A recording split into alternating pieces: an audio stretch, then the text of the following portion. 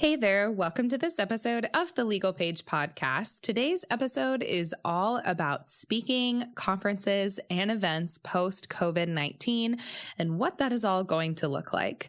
You guys, my really good friend and my speaking coach back in 2019, Jessica Rasdall, is here as our guest expert. Now, Jess is a motivational speaker, best-selling author, public speaking strategist, and the host of the Speak to Scale podcast. She partners with entrepreneurs to help them scale their business and impact from the stage. And coming from experience, you guys, Jess knows what she is talking about. Jess has shared her story of turning her mess into a message for over 14 years and has been featured on major international media outlets such as ABC's 2020, Katie Couric, The Guardian, MTV, Netflix, and much more. She's been on hundreds of stages, you guys. And when Jess was just a freshman in college, she made a life-altering decision that resulted in the death of her best friend. In an effort to raise awareness, cope with her guilt, and keep her friend's memory alive, she began sharing her story.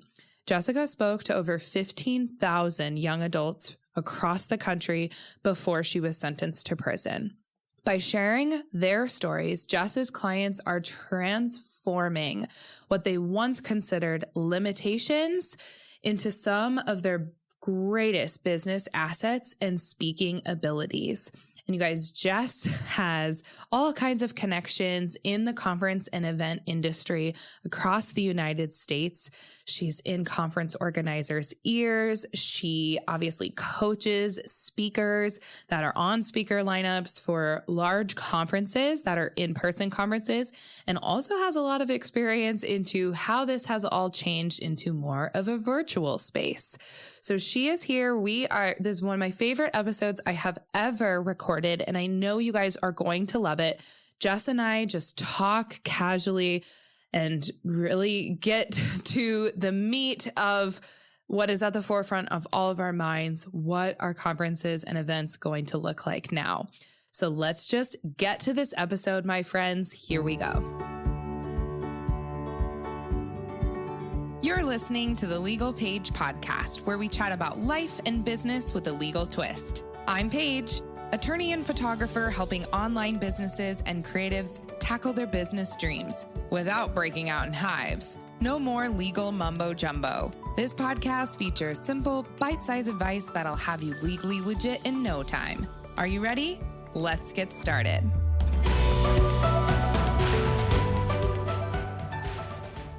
Okay, everyone, thank you so much for tuning into this episode of the Legal Paige podcast. I am beyond excited today because I have my good friend, Jessica Rasdall here. Jessica, hi, welcome to the podcast. Thank you so much for having me. I'm so excited to be here. Yes, you guys, Jessica, if you guys can believe it, I'm also saying Jessica, like that's your full name. I mostly just call her Jess. You can call her Jess. It's so formal when you say that. You never call me by my name. I know. I'm trying to be a formal podcast host here. But you guys, as I talked about in the intro, we met last year at the beginning of 2019, and Jess was actually my speaking coach. And so we have this really good relationship now, and it's so apropos for the topic that we're talking about today, about speaking events, conferences, and what it's going to look like post-COVID and what we should be aware of as speakers and attendees. So Jess, I know a lot about you, probably more than the average human or some of your close friends. I feel like we've had some good wine nights together, but what? That's weird. I love wine. You guys know this.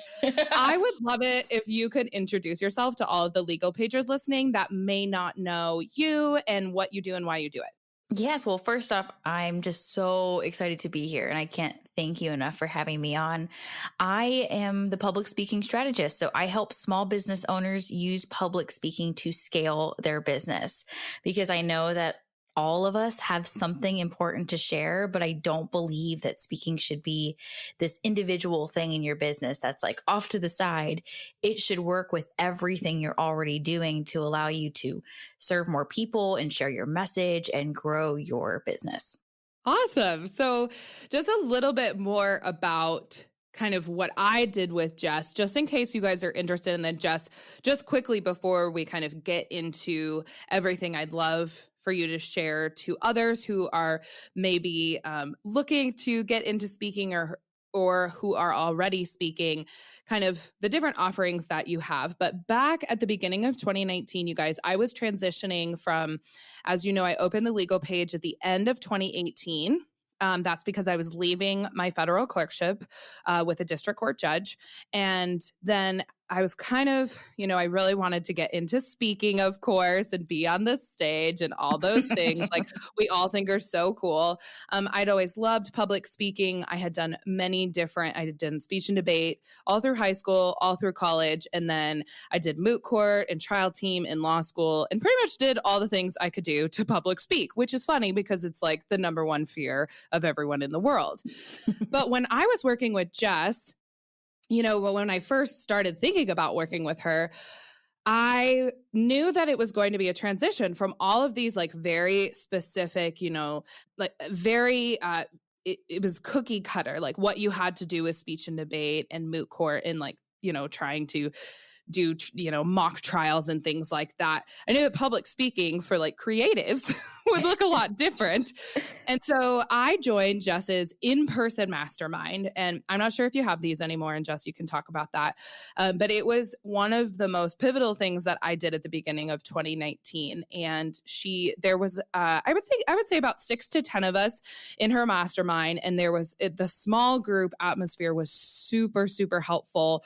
And every week, Jess just gave us all of the speaking tools we could ever need. And it really helped me catapult my speaking career, not only for in-person events, but especially for podcasts and webinars and, little smaller engagements around my state and things along those lines. But Jess, can you give us a little bit more information about the services that you now offer? Because obviously in-person workshops or in-person masterminds aren't a thing right now. But I know you have a couple different things that, people who are looking to be speakers can look into. Well, one, you're the sweetest. Two, I'm so grateful that our paths crossed and I got to work with you. You couldn't have hit the nail on the head any better. That like the speaking in different settings is all very different. And speaking as a creative, as an entrepreneur is so different than anything else. Mm-hmm. So I'm not the person who's going to tell you, do this to find more engagements. That's just not what we do around here. We want to look at your business deep inside and say, like, how can we leverage speaking on podcasts, on live streams, at conferences, at virtual summits to scale what you're already doing. And you were in such a great position to leverage speaking. So I'm just going to toot your horn for a minute because like you came into this and you were very clear of like, I'm going to spend the next year building this platform. And I know that speaking is going to help me do it. And you ran with it. And it was so powerful. But I take our students through a 7-part framework, the Speak to Scale framework, to really help you look at all of your offerings and understand how would that translate on the stage? Who is it that you need to be talking in front of? What actually needs to go into your talk if you're going to convert these audience members into buying customers or students or whatever this looks like? And I do that all through an online membership community that we run and I'm completely obsessed with. It's funny that you mentioned the in-person stuff because I did have to cancel an in-person event when everything hit the fan. And it was a big wake-up call to, what are things going to look like going forward? Because I was no longer just the speaker whose events got canceled, but I was also somebody who was hosting an in-person event for my students. Interesting. Yeah, I feel like and I should say I didn't cancel it. I postponed it. Postpone, don't cancel. Hashtag the trend of the industry. Obviously in-person events are very, very, very powerful. And we're going to talk about that more today and why, I am such a huge proponent of them. I know Jess is as well. But one of the things that I really remember working with you was I remember you sitting me down and being like, Paige, it's not just what people want to hear, but it's why they want to hear it from you. Mhm. And you really brought in my personality, my background. Like, why was I unique in the legal space? Because there was others out there, and there always will be. You guys, no matter what field you're in, you're always going to have competition, so to speak, if we're just going to like put that in a box. But for me, Jess really, really helped me leverage, obviously, my unique selling point, a unique selling proposition, and what that would be. And also adding in a lot of my personality. And it all started there because, like I said, I was put into kind of like a robotic mode of how to speak. And that's how I was trained my whole life. And when you get to these bigger creative conferences and you're trying to entertain people and you want to be memorable, and then of course Jess helps with like the pitch at the end, like what is the benefit to your business? Like, cool, you want to speak, that's awesome, but like why? And what is the ROI there?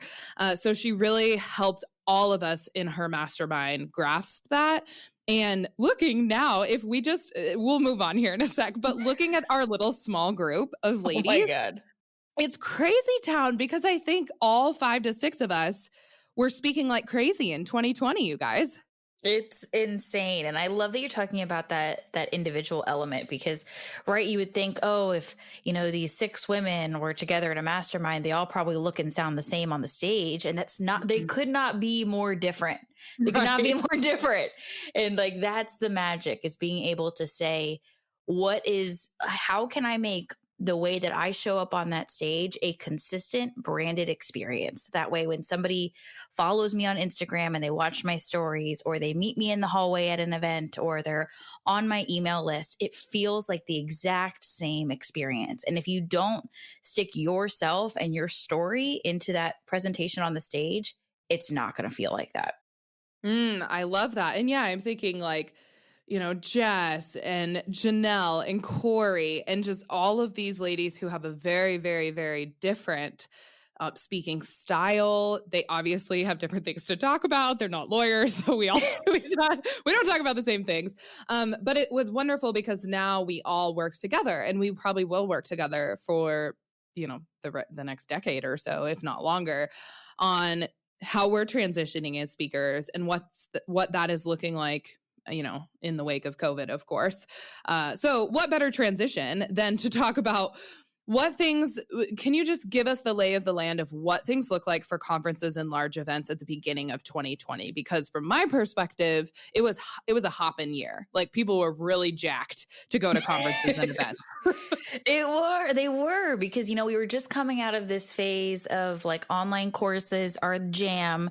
And it felt like people were starting to get a little bit burnt out on self-study content. So at the beginning of 2020, everybody's like, I need people. I need to give them hugs. I need to be able to ask questions. I want to get in person and out of my yoga pants. I don't, but other people want to. And they want to, they want in-person connections, and they want to learn differently, and they want to be reminded of why they got into the business in the first place, because things are hard. And then all of a sudden, here comes the C word, says, just kidding. Yeah. So the C word came along. And how did conferences and events change? Like, let's start with, and this is just generally speaking, like beginning of March 2020 till like now, May 2020. What was your, big picture outlook on that? Did most postpone? And you guys, Jess in particular, is kind of in conference organizers' ears. She works with them a lot. She helps them a lot with speaker lineups. So she is in close contact with these people. So did most postpone? Did some cancel? Like, what were they doing with attendees? Were they polling attendees? How did conference organizers kind of manage that? Because I know that it wasn't an easy decision, and things were changing so rapidly every single day in March and April. Especially in March, my goodness, I felt like what you saw or heard or read in the morning is not even what you saw in the afternoon. It was so ridiculous. And the constant information being thrown at us. So yes, like Paige mentioned, I do have a lot of close contacts with conference organizers, and I'm super honored that many of them come to me for advice on speakers, and they look to our students and our clients for recommendations. So I did get an interesting perspective because not only was I booked to speak at conferences for this year, but I was also in communication with organizers about the events they were planning. And I was also hosting an event for my students. So it was a very uncomfortable situation to be in. And what I can say is that at first, everybody kind of paused. Everybody kind of paused for a moment to see, well, what's actually going to happen here? How long is this going to be? And the people who were hosting events that were happening like right then, most immediately canceled. And that was a little heartbreaking. But I think there was just this moment of being paralyzed and like being told, well, we can't do this thing. So we're just not going to do this thing. Thankfully, a lot of those did turn to shifting a few things online, maybe not taking their exact conference online, like I wish they would have, but they maybe hosted a virtual summit or did some live streaming education and different things like that. But many of the large conferences did not try to take them online. Now, events that were more in months are hard right now. May and after. Months are hard. Who even knows what day it is? Everything just is blended in together and it's Groundhog Day. The events that were more in that like May and on, that's where people started to say, okay, well, maybe we can push things back. Maybe we can reschedule till later. And a lot of them did that, where they set a new date for later on in the year. And as we're starting to reach that new point and rolling into May, June, and July, and they're realizing we still don't have definitive answers on what things are going to look like come, August and September, is they're now starting to push that back even farther or cancel the events altogether. And it's absolutely heartbreaking being the coach of a bunch of speakers who were booked to speak at events, people who were getting like their first on stage appearances. Like this was such a big deal for them. And for them not to be able to fulfill that is very heartbreaking as like the mama bear coach. So that's been super hard to watch. And as for us, we didn't cancel. What we did is we delayed the event. It was supposed to happen in May. Obviously, that wasn't going to be possible. So we gave everybody who had purchased a ticket already an option. And I put it in their court. And I was like, here's what you can do. It was an intimate, like 2-day intensive for all of our students. It was only available to our students. So I told them you can they had at this point paid half. They paid a retainer. And I was like, you can either we can hold that and we'll delay your second payment until we have a new date to secure your seat. Or you can cash in what you've already paid, not have to make your second payment. And I'll just do a virtual one-on-one intensive with you. And, they did half and half. Half of our people held their tickets and half cashed them in. And I think it was kind of dependent. The ones who held their tickets are people who really want that in-person thing. And the one who cashed in were like, no, Jess, like, I just really need your help right now. But I put it in their hands. And I was like, I can't give you a date. I don't know when we're going to reschedule to just yet, because I live in Florida. And although Florida is open, Florida is like, what? Bring on the tourists. You guys were like the last ones to close. Beaches were still open. And then you closed and now you're the first ones to open. I'm just like it's just what is happening to Florida? Permanent vacation town here. So like we could technically have something here if I wanted to. But for me, it's a matter of I've got students and clients in places where they can't even leave their homes yet. How dare I be like, go hop on a plane? So we are not ready to set a new date, but we're not going to throw it away and say it's not going to happen again.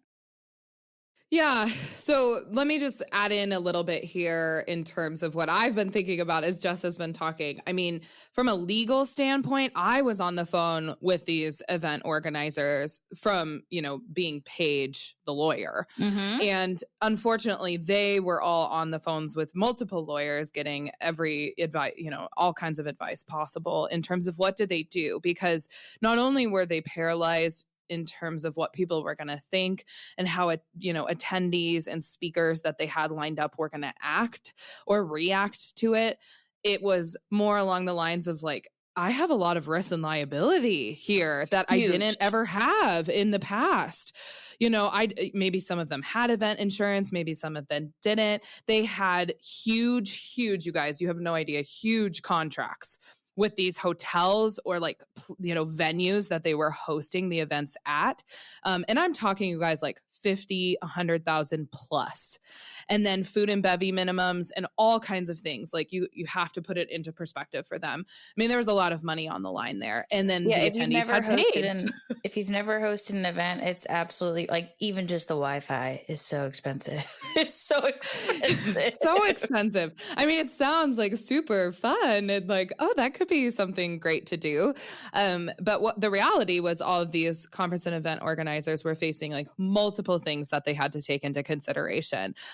So while some of them canceled, it quickly became, aware to all of them that postponement was better in terms of not having to refund, being able to, like you did, give attendees options. I think smaller events were able to do that. Larger events, it was more like some people were giving refund options or partial refund options or postponing to the later date option. So there was just so many, there was no right or wrong way to do this. And I will say that point blank, just like weddings, you guys, I've talked about postponements of weddings to a lot of you tuning in. But for all of us who are in the wedding industry, we were going to these conferences to like meet up with our wedding industry colleagues. And so there was no right way to do it. And everyone did it differently depending on where they were located, what their attendees' opinions were on moving it, how much had they paid. And of course, from my perspective, the name of the game was, did they sign a contract? Yeah. I think a lot of conference organizers realize that they didn't have an attendee contract in place, or maybe they did and it was just nil, like it didn't have a lot about this type of situation and what it would look like. So then they're contacting lawyers for like default rules in their state regarding, well, what happens in these situations? Like, do I have to give a whole refund? And then am I going to go under? Because like we said, it's super expensive to host all these. And they had already prepaid. They had probably prepaid for half, if not 3/4 or more of their conference because it was coming up so quickly. So the attendees' payments were already used. Okay, I digress. There was so much going into this. Okay, so conferences did various things. Some of them went virtual, some of them canceled, some of them postponed. And some of them offered other additional things to hopefully kind of ease fears, ease the calm of attendees coming. What is it going to look like now as states reopen? And I know that's not an easy question to answer, but what do you kind of foresee, or what are people talking about in your sphere? Are events going to look the same? Are they going to look different number-wise, smaller events? Are they pushing them? Like now, I know a lot of them move to the fall and people are like unsure about the fall still. So are they looking at 2021? What is your take on that? No, this is such a great question. And yes, of course, like nobody can answer what things are going to be like. We don't even know what's happening next week. But from the conversations I've been having with organizers and just what we've been hearing from attendees as well, and what they're looking for is the days of the massive convention style conferences are numbered. Mm-hmm. And this idea of going to an event with like 30,000 people where you're, hovering over these massive buffet lines and body to body, like nobody wants to sign on for that right now, for all kinds of reasons. And I think for us, it's a big opportunity for us to shift our perspective on how we define a successful event. From, is it the number of people who go there, or is it the difference we're making for those attendees? Because people are not going to stop wanting to get in person with one another. They're not going to stop wanting connection, but maybe they don't want to be crammed into a room with 2,000 other people. Maybe they're cool with like 200 or 20. And I think us being able to say as speakers, how can we show up and give the exact same amount of value for those 5 people or those 500? Because the content and the experience cannot be watered down. If anything, it has to be 10 times better. People have been waiting months for this, but we can't minimize the value of the events just because the size is being reduced. Oh, I love that perspective. And I'm sure that that's exactly what, you as a speaking coach are stating to your students. And then, of course, when you're working with conference and event organizers. So, yeah, I mean, I'm of the opinion as well that I would say even 300 to 500 person events is probably the max we're going to see here for the next year or so. I could be wrong about that. But I definitely think for the end of 2020. Yeah, there's I don't want to I'm trying to make sure I don't call people out. There's an event. I'm like, this event. I know I'm trying to doing that. I want to tell you guys things, but this is a podcast. So there is an event that is a very large event for entrepreneurs. It's about 3,000 people that go to it. It is a huge, massive industry thing. And this event, they delayed when I think it was initially scheduled for May. They delayed till July. Mm-hmm. And then they said they were going to keep going with the July event. And I'm talking, and the part that really caused an uproar was when they started marketing it as their biggest and best event yet. Oh boy. And that's where things got a little hairy. It's just really being tone deaf. But we're all coming out of this. It's going to be our biggest and best event yet. Not wanting to give people refunds. That's a whole nother thing. I'm not the attorney here, but they were ready to move on with this event, and the internet went wild. The comments on their ads, the responses, the people sharing about this, because this event was a leadership event and didn't exactly position themselves as leading their industry well when they're marketing the biggest and best event right out of the wake of quarantine.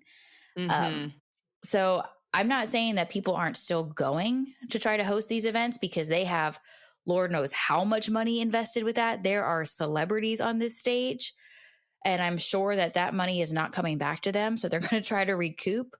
But we've got to do what's in the best interest of our attendees and our customers and our speakers, and trying to shove something together to somehow save our bottom line is not necessarily going to be the best long game. Oh, definitely. I mean, business reputation is everything right now. And I know that's what conferences and events are thinking. We want to be able to host these in 2021, 2022, moving forward. So we got to make sure our attendees and their word of mouth bodes well in the future. Okay. So whatever, we don't know what the answer is. 300, 500 people. That's kind of where I'm thinking is going to be the max, especially because nobody's in phase 3 or the last phase there's multiple phased approaches to opening. And there's no free for all. I'm pretty sure every state in the United States has a cap of the amount of people that can be at these events. Yeah. And then you also, when you think about from an attendee standpoint, especially for us, wanting to go to business conferences, not just the size and the social distancing aspect. Yes, all of that. We all know that. But when you think from a content perspective, people's businesses have been turned upside down. And what they're craving is intimacy. They want somebody to give them answers specific to them. They want to know that they don't want some blanket statement for something you taught 3 years ago. They want to be able to come to the table in a more intimate setting and say, this is what COVID did to my business. Help. What do I do now? And that just can't be done at a 3,000 person event. No, there's no way. I love the idea of even these 300 to 500 person conferences. Those are, kind of the ones I go to. Some of them are 150 to 250, and they still seem pretty large. I love the idea of some of those moving even smaller, because they want that one-on-one with the speakers and everyone there, and just really, really looking at, oh my gosh, what just happened? Yeah. And can we finally talk about this in person versus virtually, and me trying to swallow this pill myself. And for me in particular, as a speaker, and we'll get to this from a speaker standpoint in a sec on how things changed so drastically for us. But I took note of that right away, and I'm glad you talked about it, Jess. I could not give the same talks that I was planning on giving at 8 conferences, you guys, that I had lined up this spring, just this spring. Spring is like very much conference season in my world, wedding and event industry and, entrepreneurial space, because summers get really busy for everybody. So spring was like gung ho with conferences, and all of these planned talks that I was supposed to give were, like kind of basic cookie cutter, like what I was supposed to talk about is the legal page. And whoa, did that change pretty quickly, because that's not what people wanted to hear. They wanted to hear from me, like, what do I do? What do I do with this cancellation? What do I do with this postponement? How do I deal with refunds? Like, that was at the forefront of their minds. And so I quickly changed to adapt. And I think all speakers are learning that now. It's so important to always look at your topic and say, like, how is this relevant to my audience right now? But there could not be a time where it is more important that when you are trying to get on someone's podcast, when you are trying to be on a summit and an in-person event, whatever it is, you've got to sit here right now and say, what are my people going through post-COVID? And what can I give them from the stage that's going to help them? Because that talk, like Paige said, the talk she wrote last year is not going to serve her clients the way they need to be served right now. Yeah, or for the next year or 2 or 3. Like, it's like, totally, we're done. That's gone. It's gone. Like, we've totally, completely changed the trajectory of what small businesses are going to look like, especially entrepreneurs and especially the online world, which is what I work with. Like, people, wedding and event industry, yes, they do in-person services, but they're marketing online, through social media. Okay, speakers. Let's just move on to speakers for all of you guys tuning in. I know some of you are attendees, but some of you are hopeful speakers, or some of you did have speaking engagements. What did speaker contracts look like in the wake of conference and event postponements? Any suggestions that you've learned for speakers moving forward? I just want to get your input on this, because I, of course, have mine as well for contract purposes, but I know some speakers, weren't getting paid anything. So they signed contracts and then they paid for like all of this travel, right? And so they're out all this travel. But then some speakers had like huge payments. Speaking, you guys, can be, well, not for everybody. Let's just put that out there. It's not lucrative for anybody. But some, when you get to that higher echelon, you're getting paid thousands of dollars, and that contract's pretty solid. So Jess, do you have any suggestions on that, or what kind of happened? So I'm just going to need you to go get Paige's contract for speaking now, if you don't already have it. So Paige and I had this conversation like a year or so ago. And I came to her when she was working on her speaker contract of these are all the things I've experienced over the years. I don't know how to put that into a contract, make this work, and she was, but I had, up until this point, nobody has experienced anything like this. We cannot say that, oh yes, I've been there. Let me advise you. None of us have ever been through a pandemic. No, and it wasn't in anybody's contract either. And that's across the board. No matter what contract, nobody could predict this or anticipated it and put it in a contract on what to do. No. But for me, I've been speaking for over 14 years, and I have experienced some really crazy, unexpected things, like my events getting canceled because of a blizzard, or a wildfire, or all kinds of other things that have come up at the last minute. And I learned very quickly that you have to approach these situations with empathy. And if you walk into that conversation and start flailing your hands and demanding something that's on paper or not, you're not going to get very far. And instead, being able to put yourself in the other person's shoes and understand where they're coming from, they have always worked with me on these situations. But unfortunately, not everybody had their ducks in a row beforehand. And that's why I always teach our students that you must have a contract. You just must go get Paige's contract. That we treat speaking like a boutique service, and we require a 50% retainer up front to secure the date on your calendar. But that's also so that you never come out of pocket for your travel expenses. You never want to be in that situation where you're racking up cancellation fees that you're never going to see again. I've done it, and I will never do it again. I've learned that lesson over a decade ago, and so I make sure we don't approach those situations. What I can say from the speaking standpoint, my speakers who were not paid for their events, who were doing unpaid speaking, they got the short end of the stick on some of these cancellations. I do know people who were out of pocket on travel expenses, and that really stinks. That really stinks because they were looking forward to this. They blocked the time on their calendar, But I mean, there's nothing we can really do about that now. Thankfully, my speakers who had paid engagements and who had contracts in place and who had already received their retainers and such, most of them, because there was a contract in place, the host moved it online and they allowed them to give their presentation as they had been contracted and paid to do. And that amount did not go down. They still received their full speaking fee and were able to do it online instead because everything was in writing, because they had been contracted not for an hour of their time for a keynote, but they'd been contracted to deliver a result for that audience. And I'm talking of multiple thousands of dollars for a virtual event.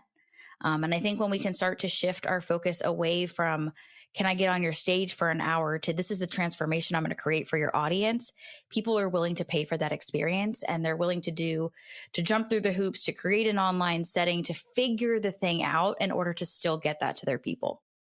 Yeah, I mean, contracts obviously are so important. And I've been saying that forever, but now everybody understands. Yeah, that's right. Why. It's like, I told you so, guys. Well, I'm not trying to say that, but yes, I am.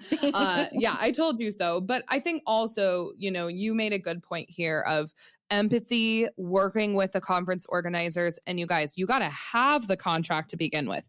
Lots of conferences don't have the speaker contract maybe that you want, or they have something really basic, kind of templatey. If you're more than welcome to give them your speaker contract, that's like, this is what I need. This is what I do. Here's it all outlined. That's what Jess and I worked on together. We worked on not only a speaker one that you can give people if they don't have one, or maybe you want something a little more concrete regarding your, business practices as a speaker, but also one for conferences and events that maybe just started out. They don't have like a legit speaker contract that they work on for, their speaker lineup per se. And the one thing I will also touch on here is we've updated these as well, you guys. You know that I am a huge proponent of like living documents and contracts. They're not concrete. And obviously post-COVID, we've had to change some things. We've learned a lot about protection clauses that need to be in there. Maybe a little bit of nuanced clause language in that force majeure clause or that cancellation or rescheduling clause. And again, you just want to make sure, just like if you are, I'm just going to basically, just boil this down to like a wedding photographer, right? You would never, ever book a wedding that you block out for a weekend with clients for like a $5,000 wedding without a contract. So why would you go speak at a large event where you're blocking out multiple days on your calendar without a contract in place, even if you aren't getting paid? Because like Jess said, unfortunately, the ones who really lost a bit here were the ones who were getting, a free conference ticket. They got to be on stage, but they had to pay for all their travel. So they really lost out. It stinks. I mean, it just, at the end of the day, it stinks for everybody. It stinks for the attendees. It stinks for the organizers. It's bad, but if we don't use this as a learning experience, like it's all in vain. And I do want to like give you this permission slip though, like as Paige is talking about, get her contract, have a contract, have all these things in your corner. But when a speaking opportunity comes up for you, don't be afraid to pull that thing out. Like if I'm going to speak at if it's a creative conference or it's a university or if it's a corporation or nonprofit, it doesn't matter what it is. If they have a contract, that's fine and dandy, but it still needs to be redlined with mine. And I'll sign theirs when they make the adjustments so it matches mine. So don't be afraid to be able to have a relationship. It's not like a one and done thing, but to have the conversation with them and say, okay, great, this is what you need, but this is also what I need. Like they're not doing you a favor. Okay. I just need you to realize like you have leverage too. And this is a relationship where you and the host work together to serve the audience. So don't put yourself in a situation where you end up paying for it later. Yep. It's a negotiation, you guys. And like, back to wrapping that up with a bow here on this point, it's empathy. Like work with them. They'll work with you. You guys will figure out a solution and you'll come to an agreement. And now in the future, these contracts are more important than ever. Make sure you're thinking about all those what if situations like Jess and I did when we sat down and wrote that contract together. She had 10, 15, 20 years of experience speaking. And not all of us do. And so she had a lot of like what ifs, and she knew what those would look like. And now we have even more, and we can be ready for them in the future. And I think, and honestly, just from experience, obviously people ask me if I have a contract, probably just because I'm the legal page, and they're like, she probably has a contract that she wants us to sign, which I do. But I sure do. Sure do, you guys. But I've also signed other conferences contracts, and I will just be like, hey, can we just tweak this part? And they're usually like, yeah, no problem. That's actually a great addition or change. Thanks so much for bringing that to our attention. And then they learn. It's like a big learning experience. And then they make their contract better for the future when they hire other speakers. Okay, enough about contracts, because you guys are all like, that's all Paige talks about. What tip would you give people as you've seen speakers transition, post March 2020 and the C word coming into play? What happened? Did a lot of them go virtual? Did a lot of them transition to webinars? How did you see some businesses flourish? How have you seen some speakers kind of retract, and maybe they're not as noticeable now as they were at the beginning of 2020? What do you think on that? So I've seen everything. This is all I do all day. I'm a nerd. I just watch people speak and what they're doing and what they're not doing. But in talking with organizers, here's where you are going to see the most success comes back to empathy, if you're like willing to put yourself in somebody else's shoes. And as an organizer, if they postponed their event or they canceled their event and they're thinking about doing something completely different now, all of their speakers are not going to come along for the new date. There are going to be people who drop off. There are going to be people who can't make it. There are going to be people who are just upset and not happy about it. They're going to lose speakers along the way. And their eyes are open and they're watching right now for the people who are showing up and serving their audience through the thick of it without asking for anything in return. So if you have been hiding and you're waiting for platforms to come back, this is your opportunity to make your own. Because the organizers are watching. They want to know who the people who are leading through the thick of this are, who the ones who aren't afraid to get up and lend a hand. So whether you're getting on Instagram Live, on Facebook Live, if you're doing podcast interviews, joint venture webinars, and different training series online, people see that and they need you to lead from the front so that they can see who are the people who, even in the difficult times, are willing to get up and deliver value. Because when things calm down, when things get better, they're going to be the first ones organizers are looking to. So this is not the time to be slowing down or hiding or just like, let me go finish Netflix, and instead say, how can I take what I was doing and transition it in a way that can still serve people? Because yes, it might suck as a speaker who got canceled on. I got canceled on. I lost money, not free events, paid events. I lost money that I had projected, and that stinks. But just because of that, it doesn't mean we throw in the towel and forget about all the attendees, because all of those attendees, yeah, maybe they didn't miss out on revenue that they projected, but they invested money into an educational resource. And what if that was the only thing they planned to invest in this year? Now that opportunity is out the window. How can you still show up and serve them? They still need somebody in their corner to give them what they were looking for at that event. So we all need to start to ask ourselves, like, how can I still be the speaker even if I don't get that stage? And if you had been the type of person, I've got to like say this nicely, but like if you were the person who was looking at speaking as like bigger is better and more of a numbers game, and if you just talk in front of more people, you will in turn get more conversions, that's going to hurt you. Because as we talked about earlier, events will be smaller, things might be more intimate. And what you were doing in front of 500 people, if you move it down to 5 people, that conversion rate should not change. We got to be able to put our audience first and ask what they need from us if we in turn want them to turn into sales and customers and clients and whatever that is for you. So when you're looking at opportunities going forward, it's going to be a big change.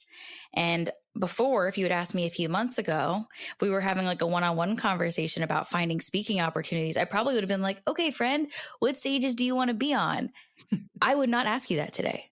Because if we stay focused on the big stages that have been going on for years, they might not happen anymore. And we're going to miss out on all of the stages that are going to pop up.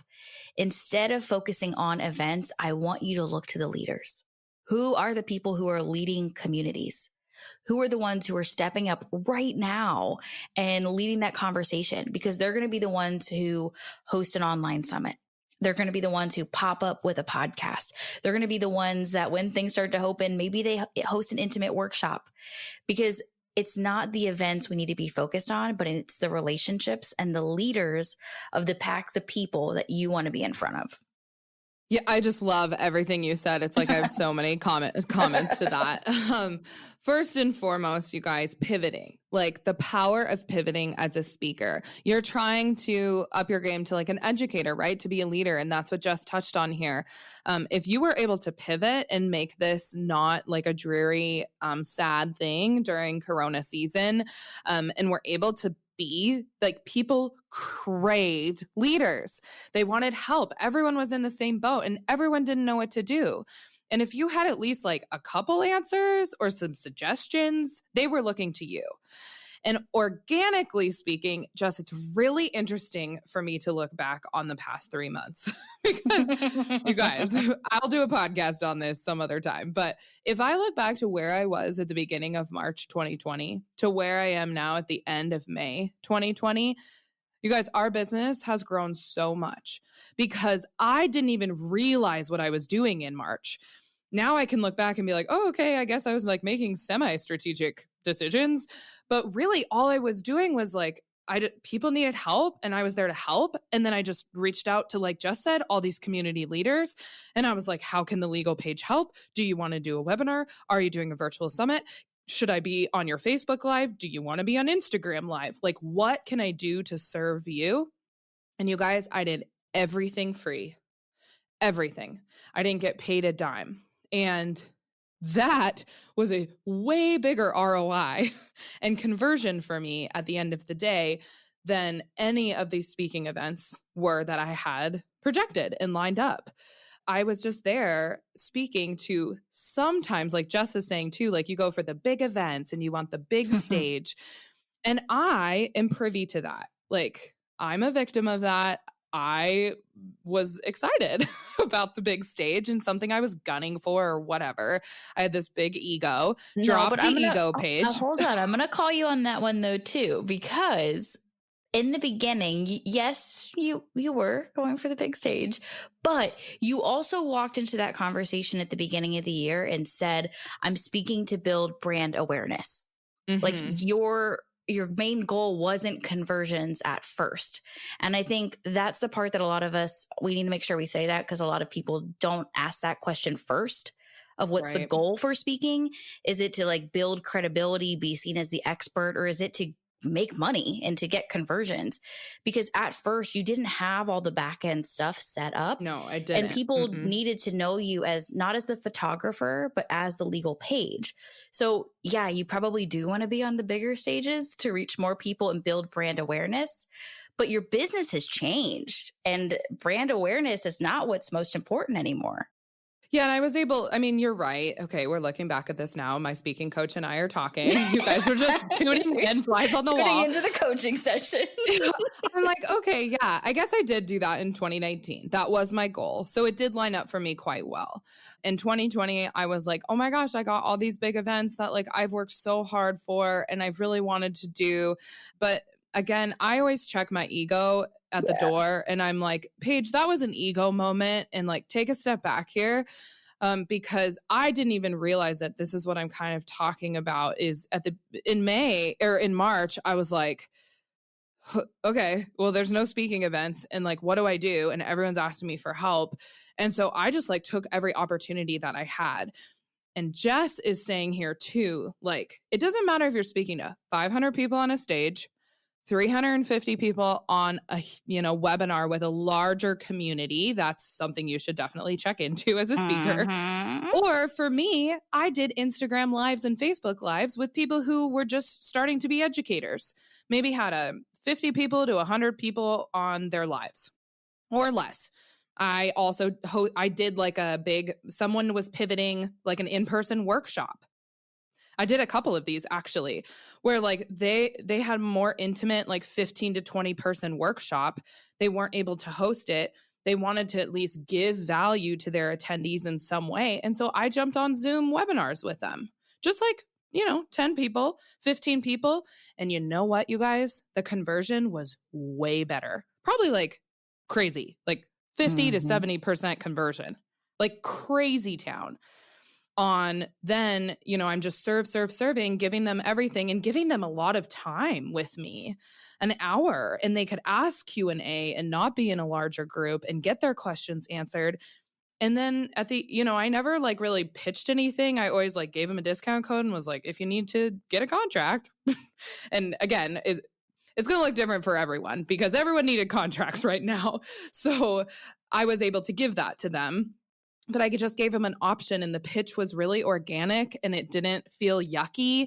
And I know Jess really teaches this, like you don't just want to sell at the end of whatever like speaking engagement. When you're showing up and you come from this place of what do they need from me right now, I'm going to give them all of that, and your offer is perfectly aligned. How are they not going to convert? Like it's the perfect situation. And you guys online, they're already at their computer. All they got to do is click the link. Like you've removed the barrier to entry, and conversion rates are sky high, but you've got to, so Paige is in a unique situation where everybody wanted what she had, and that was awesome. But for you, you might not have contracts that people need right now. And as you're looking at events to say yes to online, make sure you're in front of the right people for your offer. People who can actually benefit from it, the people you created it for, because then you get into that groove of it being seamless, where you're just serving them and answering their questions, and your offer is a no-brainer. But if I have a course on, how to start an online business, and I'm talking to a bunch of seasoned online business owners, there's going to be a huge disconnect because they're going to be like, Jess, I already have that. Thanks. So make sure that the groups of people you are in front of are the people that you created the offer for. Yeah. And be willing to pivot your offer as well. Like, don't just take the grab bag of what you've had for the past 2 years, because nobody needs it right now. Like they don't care about it. And same with me. I mean, Jess saw this probably, from the bird's eye view of her watching the legal page the past few months. But at the end of February, I was like, I mean, I didn't have all these things in the shop. Like I had nothing. But and because COVID changed so quickly each and every day from morning to night, people needed different things at different times. And so we worked really hard. And you guys, the art of hustle came back very quickly. And I think speakers need to know that as well. Like you have to be willing to continue to hustle as a speaker, as an educator. And I didn't have the offer that people needed, but I made it. And I worked hard to get it available to people because they needed it. And the pitch would work way better at the end of whatever speaking event I had, you guys, whether it was just a Q&A on Instagram Live with someone else, or whether it was a Honeybook webinar, that I did with hundreds, if not thousands of people. Both of those looked a lot different in terms of what I was offering at the end, because it was at different times and everybody needed different things. Exactly. We put up a mini course on how to deliver virtual presentations within a week. Like it's just a matter of saying, oh my goodness, all of my clients who were now booked for events, now all these people, all of a sudden their events are moved online and they don't know how to change their talk. It's not a matter of, okay, well, figure it out. No, it's like, I'm the leader. I can take it. I can block out some time this week, stay up a little bit later, make it work, get it done, and create something that's going to serve them right now. Like we've got to ask those tough questions. Yeah, it's just back to square one as you're building your business. It's just in a different season. You're building your business a little bit differently now because we all kind of took a big left turn. Everybody had to at the same time. And we also luckily had a lot of time and downtime to do that. For some people, I know it was really trying for others as well, who were into the role of teacher and at-home parent and all kinds of different things. So, but I love that question that you've brought up for them of like the offer that you had, like being able to look at that and say, like, is this serving them right now? Like we, somebody mentioned this today on one of my calls around like we're all going through this, but it's very different for all of us. And being able to look at your people, the people that you serve, and like, what does this storm look like for them? And are my offers still serving them, or do I need to change them? Like Paige had to go in and ask, like, what are the clauses that these people need right now? What are the things that they are like in the thick of? And when you can make those pivots and adjustments on the fly, those conversions are effortless. Yeah. I just look back, I'm like, okay, we started with a force majeure clause and then we did a protection clause bundle. And then I was like, okay, now everybody needs rescheduling and cancellation contracts and contract addendums. So we did that bundle. And now we're like into, updating contracts, and people are like, I need to book clients under a new contract because my other contract wasn't so great. And now they're like, do we need waivers as states open back up? It's just crazy. Like, you guys, we have pivoted every step of the way and we've made it work for our audience. I have always, I am thinking about, what does the Legal Page community need? What do small businesses need right now? Because they're hurting so badly. And I just want to help. Like, the lawyer in me, the reason I went to law school was to help people, and it just came out in fervor these past few months. Okay, for all of you who have gone through some sticky situations or uncomfortable conversations as speakers with conference and event organizers during this Corona season, I want to ensure that you are protected from any what-if situation in the future by getting your speaker contract squared away today. Luckily, Jess Rasdall and I created a speaker contract together. With her expertise and experience, we made sure that this contract covers everything you will ever need to protect yourself from all of the what-if situations that could come up in the future, especially unknown epidemics and pandemics like the one that we have just gone through.